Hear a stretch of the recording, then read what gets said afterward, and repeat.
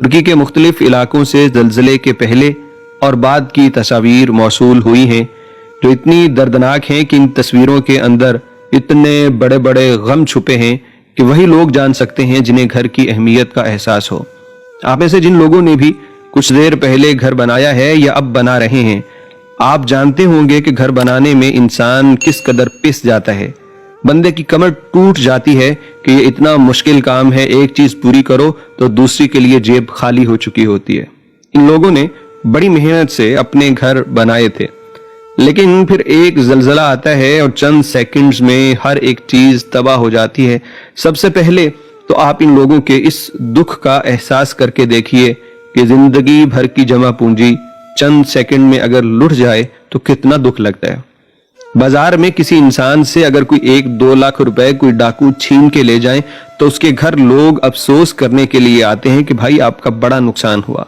ذرا تصور کیجئے شام، ترکی اور لبنان کے ان ہمارے بہن بھائیوں کا جن کے ایک سیکنڈ میں کوئی 1-2 لاکھ نہیں، زندگی بھر کا سرمایہ ان سے چھن چکا ہے اور یہ لوگ آج بے آسرا ہیں۔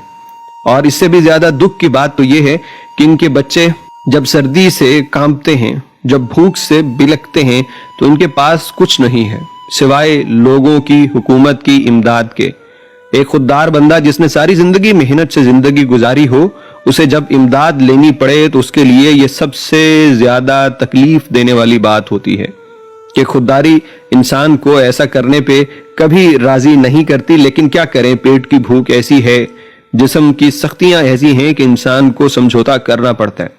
اس سے بھی ذرا آگے چلیے، ان ماں باپ کے دکھ کا اندازہ کرنے کی کوشش کیجئے جو ان تمام مٹی کے ڈھیروں کے آس پاس بیٹھے ہیں اس امید سے کہ کوئی مشینری آئے، یہاں سے سارا ملبہ ہٹائے اور ہمارے بچوں کو یہاں نکال کے ہمارے حوالے کرے۔ ان تمام ماں باپ کی آرزو امیدیں ابھی بھی یہی ہیں کہ شاید ہمارے بچے اندر زندہ ہوں گے، لیکن شاید اب وقت گزر چکا ہے۔ 3-4 دن تک تو انسان زندہ رہ پاتا ہے، لیکن اس کے بعد انسان جو قدرت کا نظام ہے اس کے آگے بے بس ہو جاتا ہے۔ قدرت معجزہ کرے تو کرے، لیکن عمومی حالت یہی ہے کہ اب لوگ شاید زندہ نہ بچے ہوں۔ موسم کی بھی بڑی سختی تھی اور پھر اس بھوک پیاس کے عالم میں کون زندہ باقی بچتا ہے؟